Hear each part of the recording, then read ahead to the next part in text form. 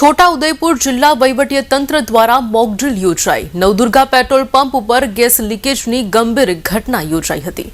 મહત્વનું છે કે સીએનજી ગેસ લીકેજની ઘટના જોવા મળી। ઘટનાની જાણ ફાયર વિભાગને કરાઈ હતી। ટીમે સ્થળ પર પહોંચીને કામગીરી હાથ ધરી છે। સીએનજી લીકેજમાં 2 લોકો ગંભીર પ્રકારે ઇજાગ્રસ્ત થયા છે। આરોગ્ય વિભાગ દ્વારા તાત્કાલિક સારવાર અપાઈ હોવાની માહિતી સામે આવી છે। વહીવટી તંત્રએ સફળતાપૂર્વક મોક ડ્રીલનું આયોજન કર્યું। आज रोज नवदुर्गा पेट्रोल पंप पर सीएनजी पर गैसनी लीकेजनी घटना बनी थी। एम 108 द्वारा फोन करवामां આવ્યો હતો ने तात्कालिक समय आरोग्य विभाग वहीवटीतंत्र पोलीस स्टाफ तात्कालिक स्थळे हाजर रही અને જે ગેસ લીકેજ થતો એને પૂરેપૂરો પેક કરવામાં આવ્યો હતો અને તાત્કાલિક ધોરણે વહીવટી તંત્ર એલર્ટ રહ્યું હતું અને એમાં બી સાથ સહકાર અમે આપ્યો હતો। પ્રદીપભાઈ રાઠવા।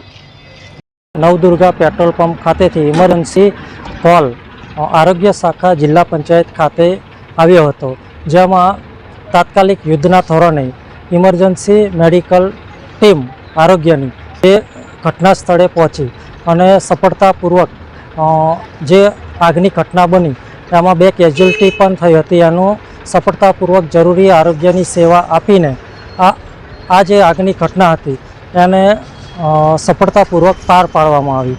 એ મુજબ અહીં ફાયર વિભાગની ટીમ તથા બીજી જરૂરી ઇમરજન્સી વિભાગની ટીમો હાજર રહી હતી।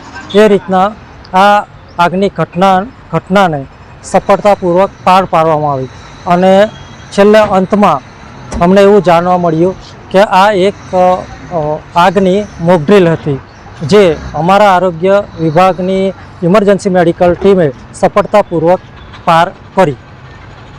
डॉक्टर मनोहर राठवा, तालुका हेल्थ ऑफिसर, छोटाउदेपुर।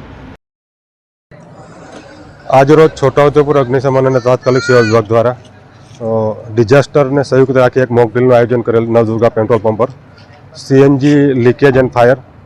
तो पहला अपने फर्स्ट टर्नआउट रिस्पोन्स कर्युं हतुं एना पछी सेकंड टर्नआउट साथे बरोड़ा हाईवे नजीक होवाथी छोटाउदेपुर पोलीस ने ट्राफिक माटे जाण करेल। तो छोटाउदेपुर पोलीस घटना स्थळे आवेल તેમજ આરોગ્ય વિભાગને જાણ કરેલ। 2 કેઝ્યુઅલિટી છે જેને શિફ્ટ કરેલી। એવું એક આ પ્રકારનું એક મોક ડ્રીલનું આયોજન પૂરું કરેલું હતું। વહીવટી તંત્ર છોટાઉદેપુર તમામ સ્થળ પર હાજર રહી અને સંપૂર્ણ મોક ડ્રીલ પૂર્ણ કરેલ છે। Manoj Dindor, incharge station fire officer.